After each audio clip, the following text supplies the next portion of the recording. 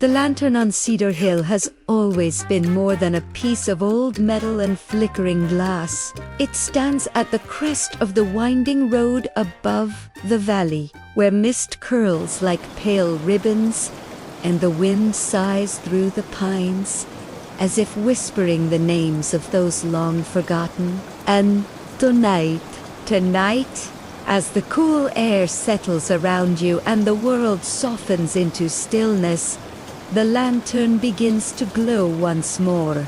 Its light trembles like a heartbeat returning from the edge of memory. Welcome, dear listener, to a calm night of ghostly whispers. I'm Evelyn Blackwood, and this is Midnight Murmurs Radio. Let us drift together into the quiet, eerie beauty of the lantern on Cedar Hill. Before we begin the journey, take a moment for yourself. Lie back, rest your hands at your sides, and find the most comfortable position your body naturally seeks. There's no rush here.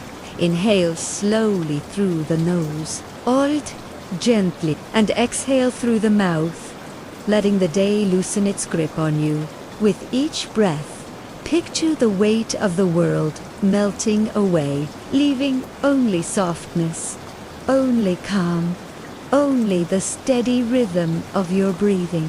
Let your eyelids grow heavier, your shoulders sink, your mind untangle from the noise of daylight.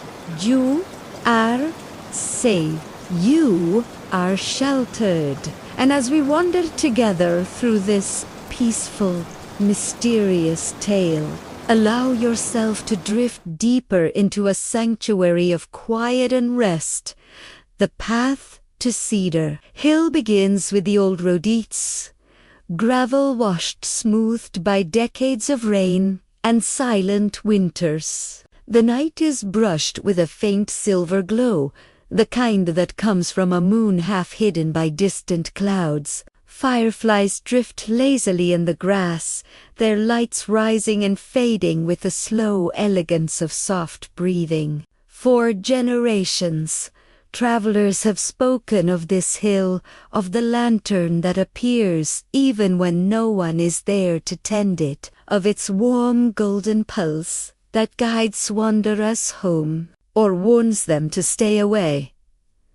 Tonight, we follow a young archivist named Maren Whitlock, who has come to this quiet New England town to document forgotten local histories. She moves with a gentle step, boots rustling through the darkened meadow as she approaches the slope. A leather-bound notebook rests in her coat pocket, and the soft hum of a recorder whispers beside her. Maren isn't here because someone sent her. She's here because of a dream one she's had for 3 nights in a row. A dream of a glowing lantern standing alone at the top of a hill, calling her by name in a voice that sounded centuries old.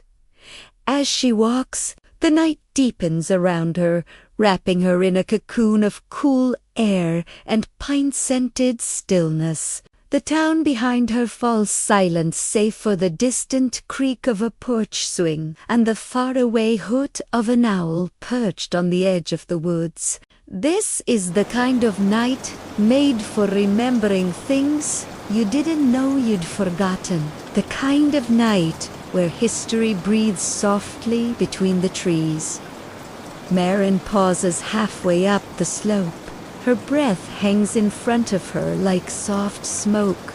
She lifts her gaze, and there it is. The lantern, its glow, is warm yet strangely pale, as if the flame inside remembers a time before electricity, before paved streets, before the town below even existed. The metal frame is rusted but intact, the glass mottled with age, and though the wind brushes past Maren, gently tugging at her coat, the flame within the lantern does not flicker. It burns with a steady, impossible calm. She approaches slowly, each step cushioned by grass and fallen pine needles. Goosebumps rise along her arms, not from fear, but from the sense of stepping into a memory not her own. The closer she gets, the louder the whispering wind becomes. But soon she realizes it isn't the wind. It's something older, something woven into the hill itself. A voice, soft and layered, almost buried. A voice saying, "Welcome back." Marin stops. Her pulse quickens. Though the night remains peaceful around her, she looks at the lantern, its glow trembling just slightly now, as if aware of her presence. She reaches out, fingertips grazing the cold metal, and in that moment, a sensation sweeps through her. A vision of the hill as it was a century ago, people gathered with solemn faces, the sound of distant music, lanterns lining the path like stars fallen to earth. A festival. A tragedy. A choice that changed the heartbeat of this town forever. Then, just as quickly as it came, the vision fades. Marin exhales, breath unsteady but mind calm, lulled by the night Issahintli embrace. She clicks on her recorder and whispers, "This is Marin Whitlock, Cedar Hill, and something is calling to me." The lantern glows brighter, Dot, and the first whisper rises, "Dot, as your breathing remains slow and soft, let the story cradle you gently in its quiet mystery. There is much more to uncover on Cedar Hill. But for now, simply rest in the calm, in the stillness, in the gentle pull of sleep, drawing near." Asterisk. The night around Cedar Hill grew deeper as Marin stood before the strange, steady glow of the lantern, and for a long moment she simply breathed in the cool air, letting her pulse settle into a slower rhythm. The wind drifted softly across the field like an old lullaby, brushing through the tall grass and carrying with it a faint, distant scent of wood smoke, as if a forgotten fire still smoldered somewhere beyond memory. She kept her fingers against the lantern's metal frame, feeling the chill beneath the surface, a chill that did not belong to the warm flame inside. The sensation was like touching a doorway between two seasons, winter on one side and a lingering autumn on the other. She lifted her recorder again, her voice low, steady, thoughtful, as she whispered, "The lantern's flame is unaffected by the wind. It feels aware." Her breath mingled with the night, and as she spoke, the flame brightened by a fraction, not enough to alarm her, but enough to draw her attention fully. She leaned closer, letting her eyelids droop slightly, hypnotized by the gentle pulse. She imagined the lantern's glow moving with her heartbeat, syncing with the slow, calming rhythm of the night, luring her deeper into the hill's quiet history. The ground beneath her seemed softer now, as if the earth recognized her footsteps. She closed her eyes for just a moment, allowing the whispering breeze to guide her thoughts into the past. And then, faint but clear, a sound surfaced like faint bells chiming in, a distant memory.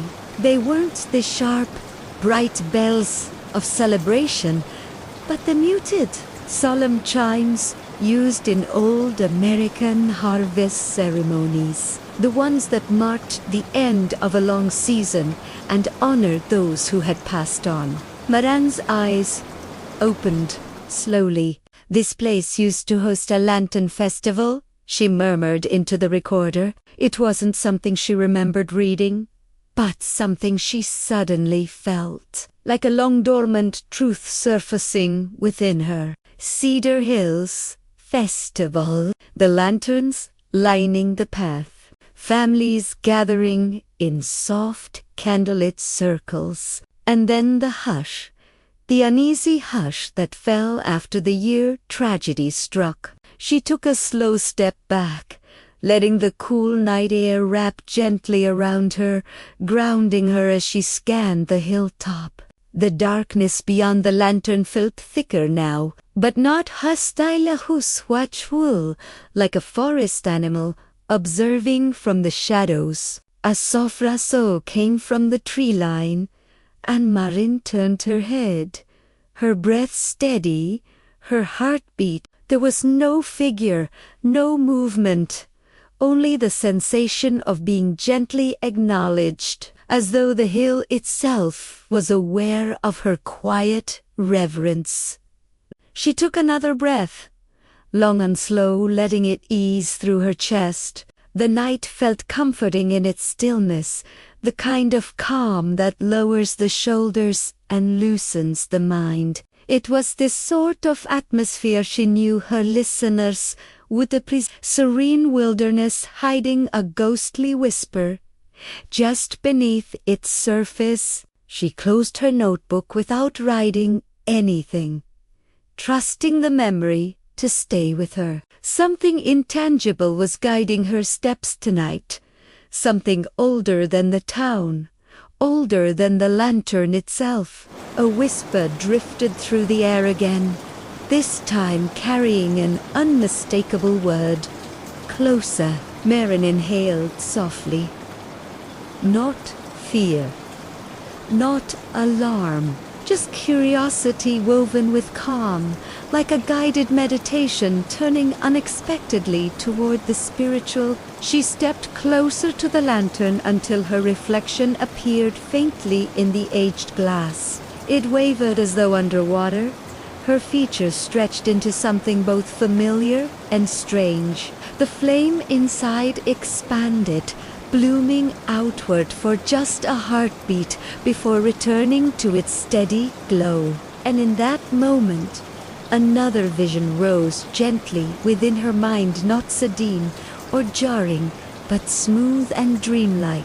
She saw Cedar Hill lit by dozens of lanterns, their golden lights floating like fireflies enlarged into orbs. Shadows of townsfolk moved among them, peaceful and somber. Then her perspective shifted, drifting toward a single figure standing apart from the rest, a child holding a lantern almost too large for their hands, their face solemn, eyes dark with understanding far beyond their age. The child lifted the lantern toward Marin, as though offering it to her, and whispered something she could not yet decipher. The scene faded softly, dissolving like a dream in morning light, leaving Marin swaying slightly, breath slow and even. There was a child, she whispered to the recorder, part of the festival, part of the tragedy. The lantern beside her flickered for the first time, as if confirming her words. Marin steadied herself, the calm night settling around her like a warm blanket. The mystery pressed close, but not uncomfortably, guiding her deeper into its quiet heart. She lifted her gaze toward the dark horizon, sensing that the night had only begun to reveal its secrets. And somewhere within the wind, "Esse gentalala," a voice promised, "there is more." Let your breathing stay soft and unhurried as we linger on Cedar Hill's quiet mysteries. The night remains peaceful, wrapping you in warmth and calm as the tale continues to unfold. As the story fades, allow yourself to drift into a peaceful sleep. The soft chime of unseen bells lingered in Marin's senses as she stepped slowly around the lantern, letting its warm glow spill across her coat and the quiet earth beneath her feet. The night on Cedar Hill felt thicker now, not with dread, but with the weight of memory returning. like forgotten pages being gingerly turned by invisible hands. She breathed in the scent of damp pine and distant wood smoke, letting the calm settle deeper into her chest as she walked along the hill's crest with a slow, meditative rhythm. The wind brushed through her hair, cool and patient, as if guiding her along a path she could not yet see. She felt no fear, only the sensation of being gently watched over, as though countless quiet figures from years long gone stood somewhere just beyond the veil, observing with a kind of peaceful curiosity.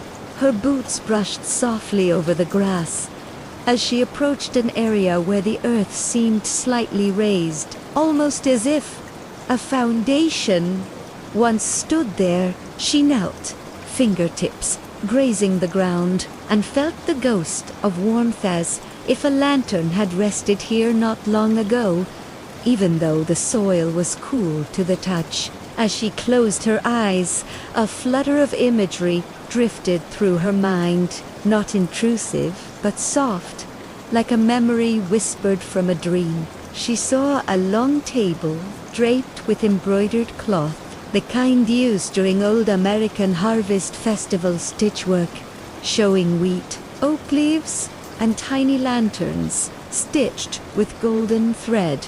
People gathered around with gentle smiles, sharing warm cider and spiced bread beneath the soft glow of 100 lanterns. It was peaceful, almost yet beneath the serenity, Maren could feel the tremor of something else, something unspoken. A sadness threaded through the ritual.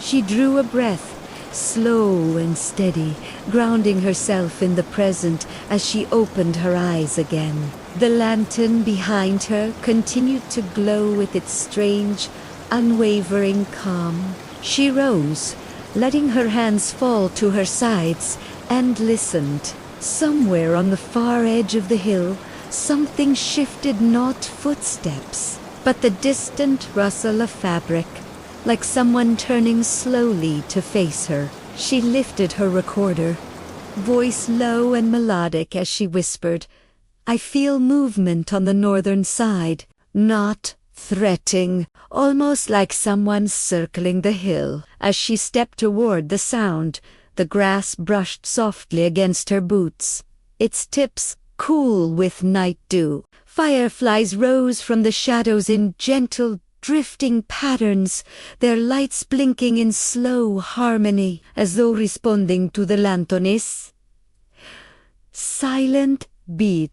Maren followed the curve of the hill, guided by a pull she could neither name nor resist. The air grew cooler as she reached the northern slope, carrying the faint scent of apple orchards long abandoned. Somewhere below, the branches shifted with a quiet sigh, and for a brief moment she thought she saw a figure standing among the trees, a small silhouette with a lantern held close to their chest. But when she blinked, the figure vanished, leaving only the stillness of the orchard and the soft rustle of leaves. She exhaled, her breath slow, smooth, and the visions were not frightening. They felt like gentle messages reaching out from a time when the townsfolk gathered on this hill for a festival that carried both celebration and grief. She moved closer to the orchard's edge, letting her fingers graze the rough bark of an old tree.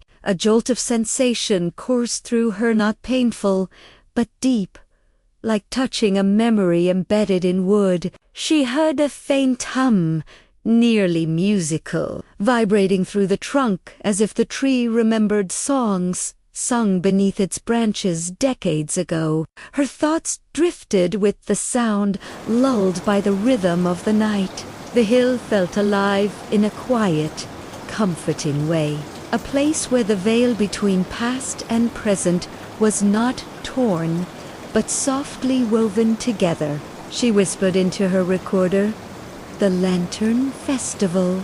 It wasn't just a gathering. It was a remembrance. And the child, whoever they were, they played a role as she pulled her hand away from the tree. A breeze swept up the hill, colder than before, yet carrying no malice. It wrapped around her gently, urging her to turn back toward the lantern at the hill's peak. When she did, she saw that it glowed brighter than she had left it, its light shimmering like water touched by moonlight. Unbesideit. Just for a heartbeat she thought she saw the faint outline of the child again. Small, still.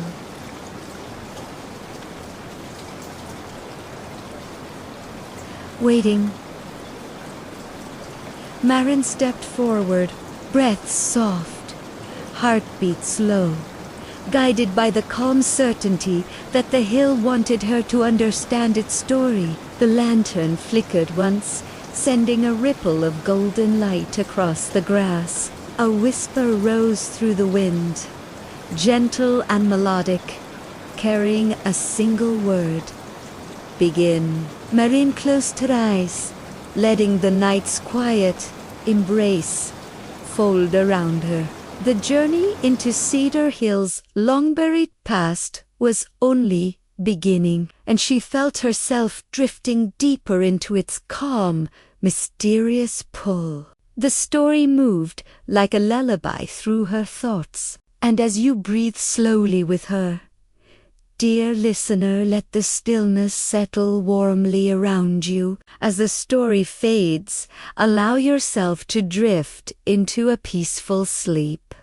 The lantern's radiance deepened into a soft, golden shimmer as Marin approached once more, its glow pulsing gently like a steady heartbeat beneath the wide, moon-veiled sky. Cedar Hill felt quieter now, as though the air itself were holding its breath in anticipation of what she might uncover next. The night remained soothing, wrapped in layers of cool stillness and delicate whispers that danced between the pine branches overhead. Marin felt her footsteps slow, her mind drifting into a state of peaceful concentration, every thought flowing like a calm river moving along a hidden path. As she drew near the lantern, she noticed that the flame within no longer burned in a simple, upright glow. Instead, it curved slightly, as though leaning toward the northern orchard she had just visited. She whispered into her recorder, her voice barely more than a breath. The lantern is pointing, almost guiding, toward the trees. She rested her hand lightly on the metal frame again, and a soft hum rose through her fingertips, gentle, rhythmic, like a warm pulse drifting through old iron. The sensation was comforting, almost meditative, steadying her breath and melting away the last remnants of tension in her shoulders. She stood there, eyes half-lidded, as a faint shimmer appeared at the edge of her vision. The orchard below seemed to ripple ever so slightly, as though a curtain of air had thickened around it. The silhouette of the child flashed once, more still, small, lantern held close, face indistinct but peaceful. Marin's heartbeat remained slow, unhurried, drifting in time with the rhythm of the night. She took a quiet step back and felt the grass sway around her ankles, cool and soft. The breeze lifted again, carrying with it a distant chorus of voices, gentle and harmonious, like a memory of a song sung long ago during a lantern-lit procession. The melody was slow, winding, almost like a lullaby threaded through the earth. The sound guided Marin's thoughts into a vision, a long row of lanterns stretching down the hill, each one glowing with the care of hands that no longer lived. She saw families walking in calm lines, their expressions peaceful, though shadowed by something heavy they carried together. A shared mourning, a remembrance, a promise. These images drifted around her like falling leaves suspended in time. When the vision faded, Maren felt a soft ache in her chest, a longing for something she couldn't yet name. She whispered. The festival wasn't just celebration, it was a vigil. The lantern beside her flickered once, acknowledging. She turned slightly, scanning the horizon as the sky deepened into a richer blue-black. Stars blinked faintly through the veil of thin clouds, and somewhere far below, a distant creek murmured softly, weaving a gentle counterpoint to the whispered melody still floating through the air. Maren exhaled slowly, her breath calm and even. Someone wanted these lanterns to be seen, she murmured into the recorder. Someone wanted the hill remembered. She stepped a little farther from the lantern, and as she did, the ground beneath her began to feel subtly uneven, not dangerous, but uneven in a way that hinted at buried remnants. She knelt again, brushing her fingers lightly across the soil. Her touch uncovered a faint glint of something metallic. She cleared a small patch of earth with her hand, the movement slow and relaxing, almost like smoothing out a blanket. Beneath the thin layer of dirt lay a rusted hook, the kind used to hang lanterns during old ceremonies. Maren held it gently, feeling its cool weight in her palm. She pictured hands from decades past hanging lanterns one by one, lining the hill for the festival, each hook holding a promise of light against the growing dark. A sense of quiet reverence washed over her. She tucked the hook safely into her coat pocket and stood, her movements unhurried, guided by a calm certainty that each discovery would lead her deeper into the story Cedar Hill longed to share. As she faced the lantern again, the flame blossomed upward in a soft, brief flare, casting long, stretching shadows across the ground. The silhouette of the child appeared again at the hill's edge, brighter this time, lingering for several breaths before fading gently like a candle dimming at dawn. A whisper drifted through the night, almost like an exhale. Remember. Maren closed her eyes, letting the words settle into her mind like a warm stone placed at the center of her thoughts. The calm of the hill wrapped around her once more, soft and enveloping. She felt herself drifting deeper into its mystery, carried by the gentle lull of the night and the steady glow of the lantern. And as the breeze settled back into silence, she knew the past was drawing nearer, waiting to speak again. Her breath remained slow, peaceful, unhurried, blending with the quiet heartbeat of the hill. As the story fades, allow yourself to drift into a peaceful sleep. The lantern's radiance deepened into a soft, golden shimmer as Maren approached once more, its glow pulsing gently like a steady heartbeat beneath the wide, moon-veiled sky. Cedar Hill felt quieter now, as though the air itself were holding its breath in anticipation of what she might uncover next. The night remained soothing, wrapped in layers of cool stillness and delicate whispers that danced between the pine branches overhead. Maren felt her footsteps slow, her mind drifting into a state of peaceful concentration, every thought flowing like a calm river moving along a hidden path. As she drew near the lantern, she noticed that the flame within no longer burned in a simple, upright glow. Instead, it curved slightly, as though leaning toward the northern orchard she had just visited. She whispered into her recorder, her voice barely more than a breath. The lantern is pointing, almost guiding, toward the trees. She rested her hand lightly on the metal frame again, and a soft hum rose through her fingertips, gentle, rhythmic, like a warm pulse drifting through old iron. The sensation was comforting, almost meditative, steadying her breath and melting away the last remnants of tension in her shoulders. She stood there, eyes half-lidded, as a faint shimmer appeared at the edge of her vision. The orchard below seemed to ripple ever so slightly, as though a curtain of air had thickened around it. The silhouette of the child flashed once, more still, small, lantern held close, face indistinct but peaceful. Maran's heartbeat remained slow, unhurried, drifting in time with the rhythm of the night. She took a quiet step back and felt the grass sway around her ankles, cool and soft. The breeze lifted again, carrying with it a distant chorus of voices, gentle and harmonious, like a memory of a song sung long ago during a lantern-lit procession. The melody was slow, winding, almost like a lullaby threaded through the earth. The sound guided Maran's thoughts into a vision, a long row of lanterns stretching down the hill, each one glowing with the care of hands that no longer lived. She saw families walking in calm lines, their expressions peaceful, though shadowed by something heavy they carried together. A shared mourning, a remembrance, a promise.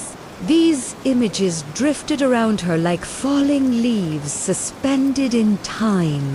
When the vision faded, Maran felt a soft ache in her chest, a longing for something she couldn't yet name. She whispered.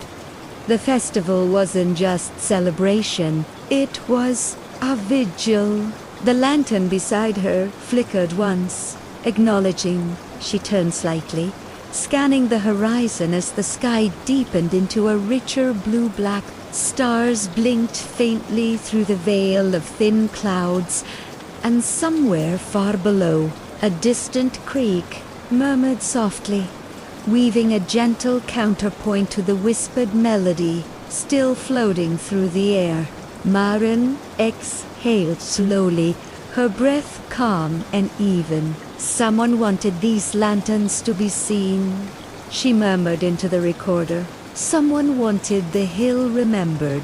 She stepped a little farther from the lantern, and as she did, the ground beneath her began to feel subtly uneven, not dangerous, but uneven in a way that hinted at buried remnants. She knelt again, brushing her fingers lightly across the soil. Her touch uncovered a faint glint of something metallic. She cleared a small patch of earth with her hand, the movement slow and relaxing, almost like smoothing out a blanket. Beneath the thin layer of dirt lay a rusted hook, the kind used to hang lanterns during old ceremonies. Maran held it gently, feeling its cool weight in her palm. She pictured hands from decades past hanging lanterns one by one, lining the hill for the festival, each hook holding a promise of light against the growing dark. A sense of quiet reverence washed over her.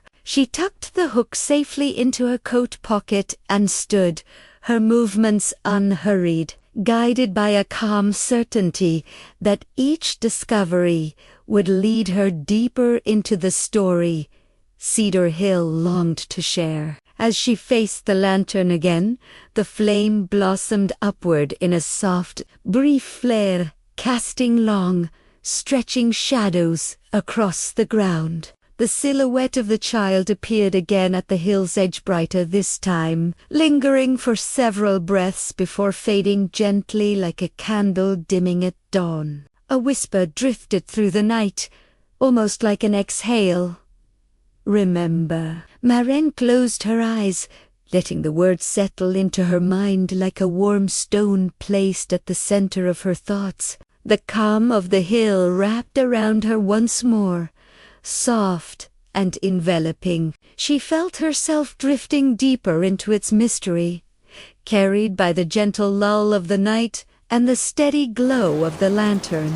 And as the breeze settled back into silence, she knew the past was drawing nearer, waiting to speak again. Her breath remained slow, peaceful, unhurried, blending with the quiet heartbeat of the hill. As the story fades, allow yourself to drift into a peaceful sleep. The lantern's glow wrapped Marin in a soft cocoon of golden warmth. As she stood once more at the crest of Cedar Hill, the orchard's whispers folding back into the quiet distance behind her, the night felt deeper now.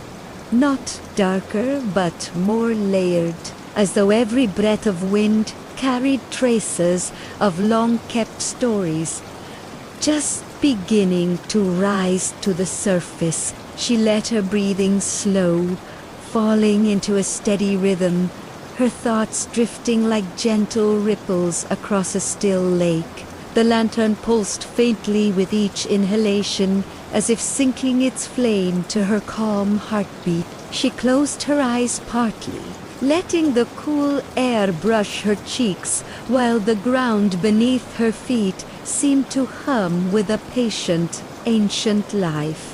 When she opened her eyes again, the landscape around the hill appeared subtly changed, not physically, but in tone, as if a thin veil had been lifted to reveal the memory-laden truth beneath. The fog in the valley shimmered faintly with silver, and the distant orchard glowed with a quiet luminescence of its own. The wind stirred again, rising in a gentle swirl that felt intentional, guiding her attention toward the lantern at her side.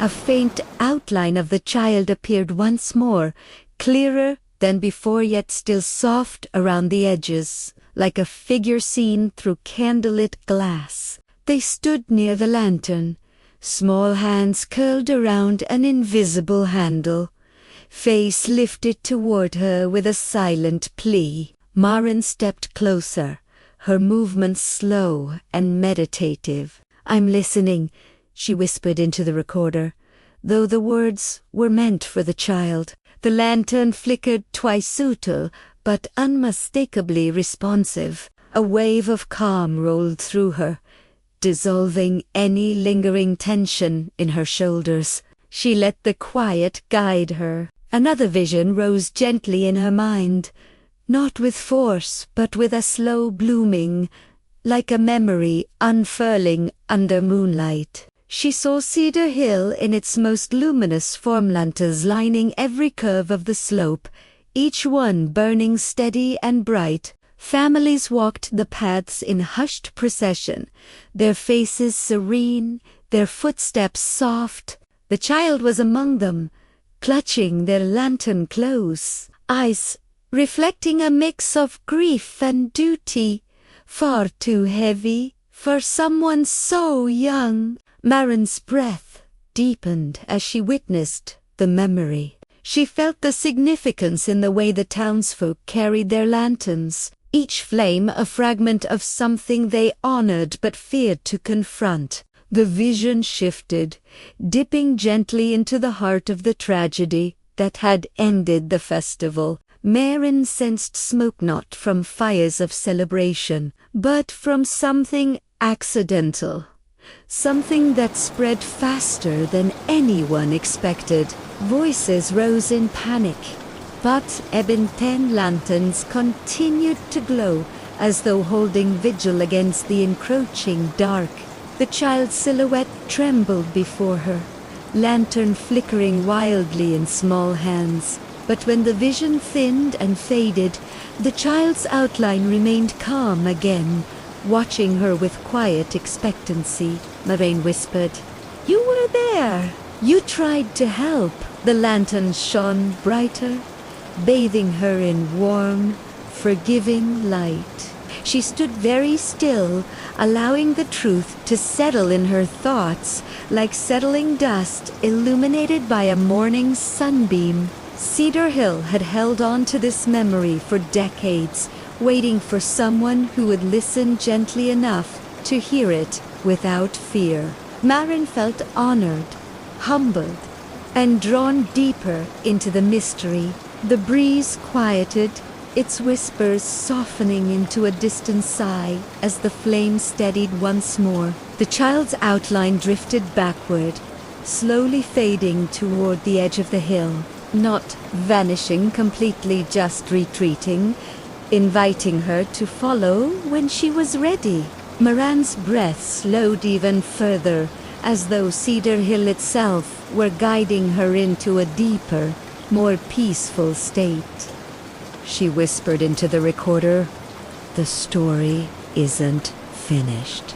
The hill wants me to know the rest, and I will." The lantern's flame rose in a small, gentle arc like a bow of gratitude. Maren remained beside it for several minutes, simply breathing, letting the warmth soothe her, as the mystery settled into place around her like a soft blanket. The night around Cedar Hill shimmered with quiet anticipation. Tomorrow, or perhaps in just a few moments, the next chapter of its long-held secret would unfold. But for now, the world was calm. The hill was calm. And Maren let herself drift lightly within its peaceful hold. As the story fades, allow yourself to drift into a peaceful sleep. And if you've enjoyed this quiet journey through the lantern-lit mystery, don't forget to subscribe and support the channel so more stories can whisper you into rest. The morning arrived gently, as if the town were afraid to wake too quickly. Pale sunlight filtered through Ethan's curtains, casting soft, uneven patterns across the wooden floorboards of the old guest house. For a moment he lay still, unsure of where he was, unsure if the night before had been a lingering dream or something quietly real. Then he heard the faint drip of the kitchen faucet downstairs, a slow, rhythmic tapping that reminded him he had not turned on any water. Whatever sense of calm morning offered was thin, fragile. He pushed himself upright, rubbing the heaviness from his eyes. The room around him felt unfamiliar despite belonging to his childhood. The furniture quietly waiting in corners like old acquaintances who wanted to speak but didn't know how. The faint smell of dust and river air clung to everything. Another drip echoed from below. Ethan exhaled, trying to ground himself. "It's an old house," he muttered softly. "Old houses make noise." But what he really wanted to blame was exhaustion, his long walk into town, the eerie text message from an unknown number, and the moment the second-floor light had turned off, as if on cue. He remembered standing at the gate in the darkness, staring up at that window while his breath formed clouds in the cold air. He had waited, listening. The footsteps had stopped the moment the light went out. Now, in daylight, he needed answers. He dressed quickly, tugging on a sweater to fight the lingering chill. The floor creaked under his steps as he headed downstairs. The guest house had always been like this, alive, shifting, especially near the river, but now every sound carried a new weight. In the kitchen, sunlight pushed through the small window above the sink, illuminating dust motes that drifted lazily. And there, at the far end of the counter, the faucet dripped, slow, patient, as though someone had turned it on just enough to be noticed. Ethan reached for the handle to tighten it, but both the metal was warm. Not from the sun, it hadn't reached that side yet. He swallowed, turned the faucet off, and stepped back. The silence that followed felt too complete, too controlled. He decided he needed fresh air, and maybe a familiar face. Mrs. Hallberg, The neighbor across the narrow path had lived there since before he was born. She always knew things, small town things, whispered things. Perhaps she could explain if the house had been visited recently, or if someone had been seen near it. Stepping outside, he was greeted by the cool breath of the river. Fog drifted low along the water, curling around the posts of the dock, like it was afraid to rise too high. Birds called faintly from somewhere deep within the trees, their morning songs muted. The entire town felt as though it was pacing itself slowly, cautiously. The Hallberg house stood just across the path, its garden blooming in gentle autumn colors, faded marigolds, drooping lavender, the last few stubble roses. Ethan walked through the gate and knocked on the weathered wooden door. A moment passed, then another. Just as he lifted his hand to knock again, the curtain beside the door shifted bare, but enough for him to know someone was there. Why, the door opened a crack, revealing Mrs. Hallberg's lined face and sharp, thoughtful eyes. "Ethan Turner," she said softly, as though she had been expecting him. "You came back." He offered a polite nod. "Morning, Mrs. Hallberg." "Yes, I arrived last night." She didn't open the door wider. She didn't invite him in. Instead, she glanced behind him toward the guest house, her expression tightening ever so slightly. "I saw the light." Ethan's stomach dropped. "So it really was on." "Oh, yes," she whispered, bright as a lantern. "Same window as always." "Always?" Ethan asked, his voice thinner than he intended. "Has it happened before?" Mrs. Hallberg hesitated. Her fingers tightened on the doorframe. "Ethan, that room shouldn't have light in it." Not for a long time now. He felt a chill chase down his spine. "Why not?" She finally opened the door an inch wider, not enough to step inside, but enough to lower her voice. "Because that was your uncle's room, and the night he disappeared, that light burned until sunrise." The air around them went impossibly still. Ethan tried to form a question, any question, but his mind was a blur of cold, tangled threads. The memory of his uncle's face flickered through him like warm, gentle, and then the memory of the night. Everything changed. The whispers, the search parties, the unanswered questions. Mrs. Hallberg's eyes softened with something between concern and warning. "You should be careful in that house, Ethan. Some things stay behind, especially when they're not finished." Before he could speak, she closed the door quietly, leaving him alone on the porch with the soft rustle of river wind. And for the first time since arriving, Ethan realized something simple and terrifying. The house wasn't waiting for him. It had been waiting for someone. And it wasn't sure yet if he was the right one.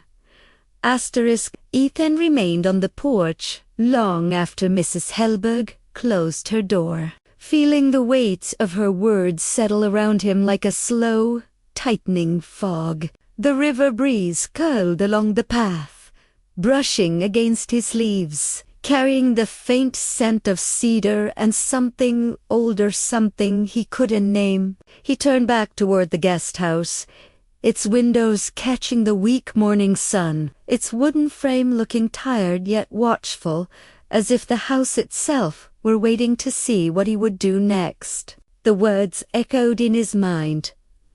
"That was your uncle's room, and the night he disappeared, the light burned until sunrise. He walked slowly down the path, each step sinking into the soft gravel, each sound strangely muted.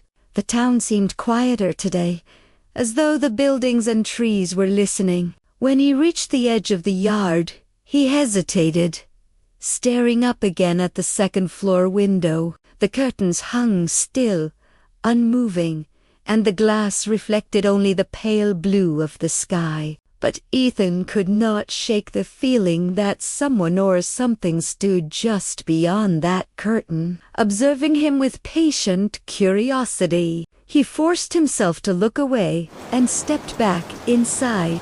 The air inside the house felt different now, thicker, edged with a subtle tension that wasn't there before. He walked into the living room, letting his fingers brush the tops of old picture frames as he passed. Most of the photos were familiar family dinners, river picnics, winter mornings, where the frost painted the windows but one frame was face down. He didn't remember leaving it that way. Slowly, he lifted it. It was an old photograph of his Uncle Thomas standing near the foot of Cedar Hill, holding a lantern whose glow shimmered even in the faded print. Ethan felt a shiver crawl across his skin.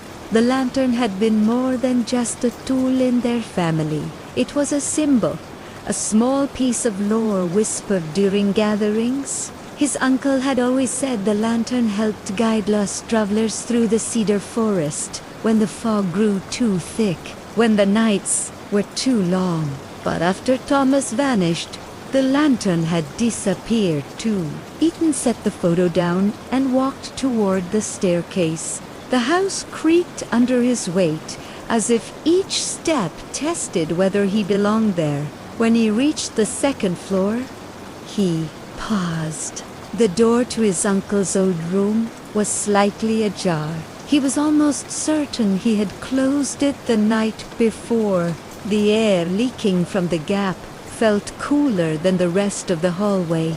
He took a slow breath and nudged the door open. The room was dim, curtains pulled mostly shut, dust rising in soft spirals where the light seeped in. Everything looked untouched, frozen in time. His uncle's coat draped over the old rocking chair, books stacked neatly on the nightstand, the faint outline of a lantern hook near the bed. Ethan stepped inside, the floor groaning under his foot. The temperature dipped noticeably. Goosebumps crawled up his arms. He walked toward the window and reached for the curtain, half expecting to see a shadow lurking outside. But there was only the yard and the river beyond it. When he turned back, something felt different. The air behind him shifted in a slow, deliberate way, like the movement of someone standing up from a chair. He froze, listening. The house held its breath with him. Then, quietly, something thumped beneath the floorboards. Not the soft settling of wood, but a steady, purposeful knock 3 times. Ethan's pulse stuttered. He knelt and pressed his ear to the boards. Silence. Then 3 knocks. Again, faint, but unmistakable. They came from the crawl space under the house. His uncle used to store old tools down there. After the disappearance, no one had dared open it. Ethan exhaled slowly, steadying himself, but the moment he stood up, the door behind him closed on its own with a soft, final click. He spun around, heart racing. The doorknob did not rattle, did not move. It had simply swung shut, as though nudged by an unseen hand. The room seemed to pulse with a quiet, haunting energy. He approached the door and tried the knob. It turned east. When he opened it, the hallway beyond was empty. Normal, sunlit, alive. But as he stepped out, He heard a faint whisper drift from the room behind him, a breath, more than a word, a soft, wavering exhale, carrying the fragile outline of a single syllable, his name, Ethan. He froze, the whisper curling through him like cold smoke, and as he slowly looked back into the dim room, he understood something he had been trying not to believe. Whatever had remained in the house since the night his uncle vanished had finally noticed he was home. Ethan remained rooted in the hallway, his breath shallow, the whisper of his name still clinging to the air, like a faint echo that refused to fade. The house felt different now awake, attentive, as though its walls had opened invisible eyes. He tried to steady himself, telling his mind that old houses trapped sounds, that memory played tricks. But deep down he knew what he heard was not a trick of imagination. It at sape. It at intent. The kind of intent that only comes from something that remembers. He forced himself down the staircase, each step groaning under his weight, each creak sounding like a response. The knock beneath the floorboards replayed in his thoughts, aligning too perfectly with the whisper. Something was beneath the house, something that had waited years to be acknowledged. He reached the bottom step and paused, staring at the door leading to the crawl space. It sat at the far end of the hallway, half hidden behind a faded coat rack. In daylight it looked harmless enough, just a square wooden panel with an old metal latch. But Ethan could not shake the feeling that if he opened it now, he would not be alone. He stepped away from it and entered the living room instead, letting the warm sunlight soothe him. Dust glowed in soft columns of light, floating like drifting pollen. He focused on his breathing, slow and steady, trying to ground himself. That was when he heard the softest soundpaper shifting, as though a page had been turned by an unseen hand. He looked toward the bookshelf.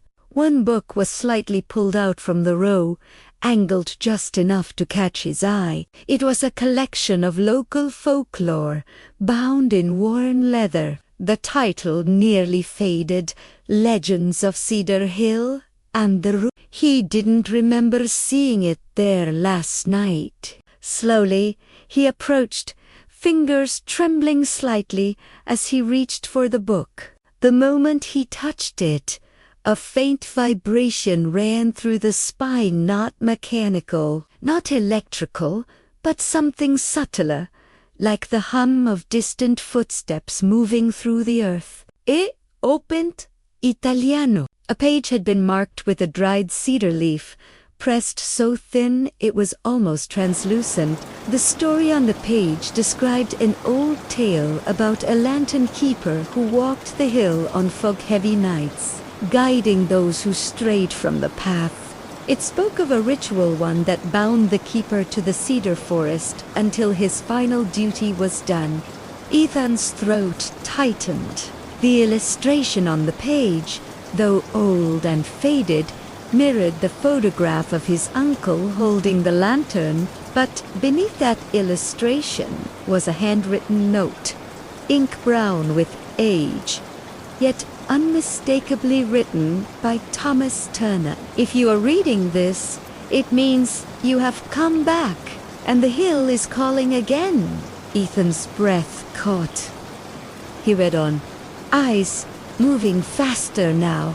The lantern is not lost. It is waiting buried beneath the house. If you hear the knocks, do not ignore them. They are not a warning. They are a request. The page trembled in his hands. Buried beneath the house. The crawl space. He closed the book with a soft thud, the sound echoing too loudly in the quiet room. Outside, a breeze stirred the wind chimes on the porch, sending a thin, wavering melody through the air. It felt like a signal, or an invitation. Ethan made his way to the hallway, each step slow, deliberate, as though he were wading through deep water. The door to the crawlspace seemed darker now, its edges shadowed in a way they hadn't been minutes before. He knelt before it, hesitating only briefly before lifting the metal latch. The latch clicked open with surprising ease, as though someone had oiled it recently. He pulled the panel upward. Cool, damp air breathed out from the darkness below, carrying the scent of soil, cedar roots, and something faintly metallic. The ladder creaked as he descended, the dim light from the hallway stretching only a few feet into the crawlspace. Beneath him, the earth floor glimmered faintly, as though reflecting a hidden light. When his feet reached the ground, he crouched low, letting his eyes adjust. There, half buried in the soil, was the outline of a wooden box. His heart pounded against his ribs. He reached for it, brushing away the loose dirt. The box was engraved with a familiar mark, the curved arc of Cedar Hill and a lantern etched at the center. His uncle's symbol. Hands trembling, Ethan lifted the lid. A soft glow seeped through the crack before the box was fully open, and when he finally revealed what lay within, the air seemed to shift around him, colder, deeper, as if the earth itself took a breath. The lantern is still intact. Still glowing with a faint, otherworldly light. And as Ethan stared at it, that soft glow pulsing like a fragile heartbeat, he realized the truth he had been avoiding since he stepped back into the guest house. His uncle hadn't simply disappeared. He had left something behind, something unfinished, something that now belonged to Ethan. Ethan knelt in the dim crawl space, the faint glow of the lantern casting trembling lines of light across the dirt-packed walls, making the shadows stretch and curl like living things awakening after years of sleep. The air around him felt dense, as though the earth itself leaned closer to listen. He reached out and touched the lantern's metal frame. It was cold yet strangely pulsing beneath his fingertips, almost like the steady thrum of a distant heartbeat. As he lifted it from the box, small grains of soil slid off the glass, and for a moment he felt an overwhelming sensation that he wasn't simply holding an object, he was completing a circuit, bridging something between the living and the lost. A whisper of air brushed the back of his neck, too gentle to be a draft, too directed to be an accident. He tightened his grip on the lantern, feeling its weight settle in his hands, heavier than it should be for its size, heavy with history, with expectation. When he turned toward the ladder, the quiet shifted. It wasn't a sound but an awareness, as though something deeper in the darkness sighed, relieved or restless, he couldn't tell. He climbed out of the crawl space, one rung at a time, the lantern lighting each wooden step with a soft, airy When he pushed the panel back into place and stood in the hallway again, the house felt different. The air was clearer, but the silence was sharper, like the moments before a conductor raises a baton. He held the lantern in front of him and watched as its glow reflected faintly in the glass frame of a nearby painting, giving the illusion that something watched him back. He made his way to the living room where early afternoon light slanted through the windows, merging with the lantern's glow in an unsettling harmony. On the table, the folklore book lay open again, though he was certain he had closed it. The cedar leaf marker had moved, It now pointed to another section near the end, an entry titled "The Keeper's Return." His pulse quickened as he leaned over to read. The passage described how the lantern keeper, once chosen, could not leave the hill's duty unfinished. If the lantern ever dimmed, it meant the keeper had been lost, trapped between paths, needing another to guide them back. Ethan's hands tightened around the lantern's handle. A faint tremor passed through the metal, almost like agreement. The passage continued. When the lantern calls to blood, the chosen must follow the cedar path before night fully falls. Only then may the lost one be returned. His breath caught. Night would arrive in only a few hours. He wasn't ready, but something old and inevitable pressed around him. The weight of family, of history, of a responsibility he never knew he inherited. A quiet knock startled him, not from the crawl space this time, but from the front door. 3 deliberate taps. Ethan froze, lantern trembling softly in his hand. The knock came again, slow and steady, following the exact rhythm he had heard beneath the floorboards earlier. He approached the door with caution, each step blending fear with a strange pull he couldn't explain. When he opened it, no one stood on the porch. Only the wind stirred the cedar branches nearby, sending thin, fragrant shadows across the wooden planks. But something lay on the ground, a folded piece of paper weighed down by a small river stone. He picked it up, lifting the stone to reveal handwriting he recognized instantly, the careful, looping script of Thomas Turner. The note was short. Ethan, bring the lantern to Cedar Hill at dusk. Follow the path you once feared. I am close. The lantern pulsed again, a faint bloom of warmth spreading through its frame. His throat tightened as memory surfaced childhood walks with his uncle, the forest trails that twisted deeper than they seemed, the stories Thomas told about guiding wandering souls. He stepped back inside, holding the note tightly. The house responded with a soft groan, as if shifting its weight. Outside the window, clouds moved slowly across the sky, dimming the light.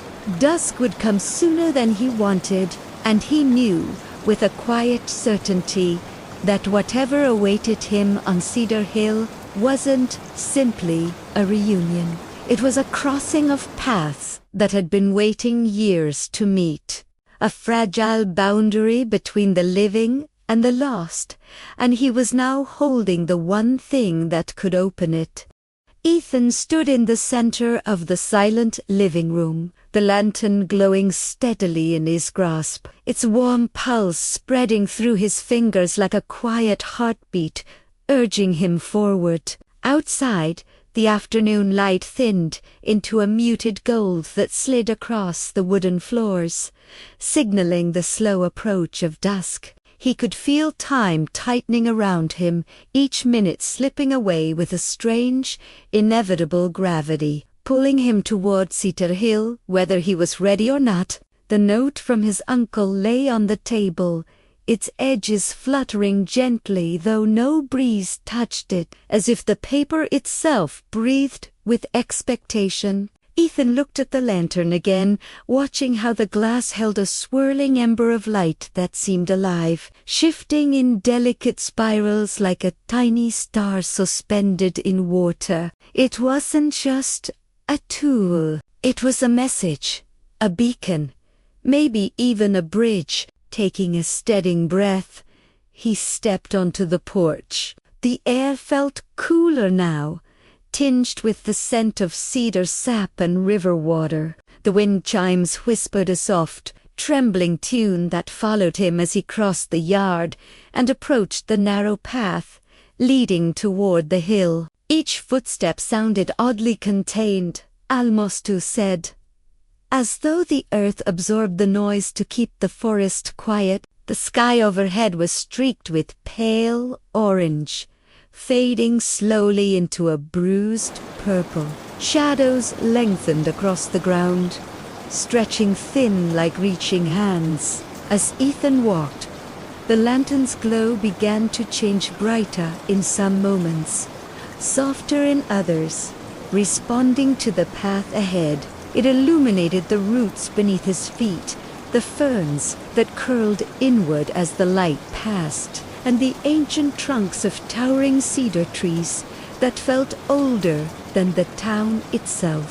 With each step deeper into the forest, memories stirred. He could hear faint echoes of childhood laughter, his own and his uncle's blending under the canopy. He could almost picture Thomas raising the lantern high, guiding him along the winding trail that seemed to twist differently each time they walked it. Cedar Hill had always been strange like that, as though rearranging itself for those it recognized. Now, with the lantern in hand, the path seemed clearer yet more unsettling, as though the hill was pulling back a curtain it usually kept drawn. A gentle rustle drifted from behind him. Ethan paused, heart tightening. But when he turned, there was nothing only the stillness of trees and the soft murmur of distant water. He continued onward, deeper still, until the forest grew denser and the air cooler. The light filtering through the branches dimming with each passing minute. The lantern's glow grew stronger, casting long, wavering reflections across the cedar bark. Then he noticed something. Small carvings etched into the trees on either side of the path. Marks he hadn't seen since he was a child, symbols his uncle once traced with a finger, saying they marked safe passage. But some symbols were different now, sharper, deeper, as though carved more recently. One looked fresh, the wood beneath still pale, almost raw. Ethan reached toward it, brushing his fingertips against the grooves. The moment he touched it, the lantern responded. Its glow flared softly, like an ina. The forest around him shifted, not visibly, but in atmosphere, in silence, in a subtle realignment of space. It felt as though something unseen had begun walking beside him, matching his steps, keeping pace. He didn't run. The forest felt ancient, but also attentive, and he sensed that fear would only make the path darker. The trail curved upward now, winding along the slope of Cedar Hill. The trees thinned slightly, letting in streaks of fading violet sky. A faint humming noise rose in the distance, not mechanical, not natural, but something resonant, like a low chord drifting through the air. The lantern vibrated lightly in his hand, the pulse synchronizing with the hum, as though recognizing it. When the path opened into a clearing near the crest of the hill, Ethan stopped, because standing at the far edge, half illuminated in the growing dusk, was a figure. Still, silent, but unmistakably human. The lantern's light stretched toward the figure, the glow reaching just far enough to outline a familiar posture, familiar shoulders, familiar stance, as though someone frozen in a memory had stepped into the present. Ethan's breath caught. His mind scrambled for logic, but the forest around him held steady, expectant, offering no disbelief. "Uncle? Thomas?" he whispered. The figure didn't move, but the humming deepened, wrapping around the clearing. The lantern warmed in his grasp, almost urging him forward. Ethan took one step, then another, drawn by a quiet pull that felt both comforting and terrifying. And as he approached the figure, He understood one thing with absolute certainty. Whatever waited in the center of Cedar Hill was not a simple reunion. It was a threshold, and crossing it would change everything he thought he knew about the night his uncle vanished. Asterisk. Ethan stepped slowly into the clearing, the lantern's glow stretching ahead of him like a trembling path of warm light, guiding him toward the unmoving figure at the far edge of the hill. The air felt different, here thicker, almost gelatinous, as though the space between the trees had been woven from fog and memory. The hum surrounding the hill deepened, vibrating softly through the soil under his boots, pulsing upward into his bones, as though Cedar Hill itself were breathing beneath him. The figure stood half-turned, illuminated only by the faintest sliver of dusk light, and as Ethan drew closer, he recognized the outline of the coat, the familiar slump of the shoulders, the subtle bend of the back. His heart hammered in his chest. It was impossible, and yet everything around him insisted that impossibility had no place here. He tried to speak, but his voice caught, swallowed by the thick silence that pressed against his throat.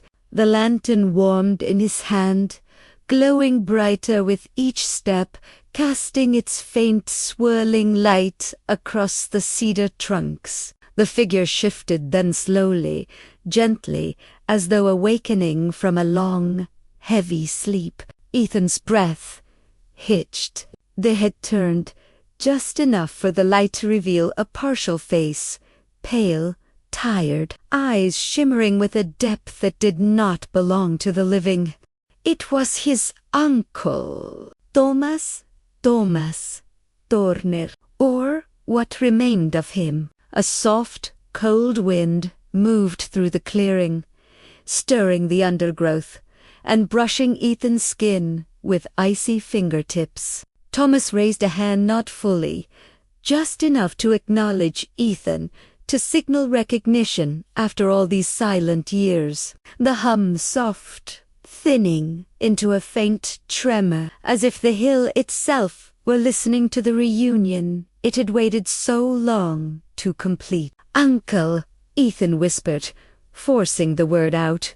The figure's lips parted, but no voice emerged. Instead, the lantern responded for him, its glow pulsing in slow waves, brighter, then dimmer, then bright again, matching the rhythm of the figure's presence. Ethan stepped closer, the distance between them shrinking until only a few paces remained. He could see now that Thomas did not stand fully on the ground. His feet hovered slightly above the earth, as though held in place by the forest itself. A thin haze wrapped around his legs, curling upward like faint smoke, giving him the appearance of someone not entirely anchored to the world. Ethan lifted the lantern slightly, letting its warmth reach farther.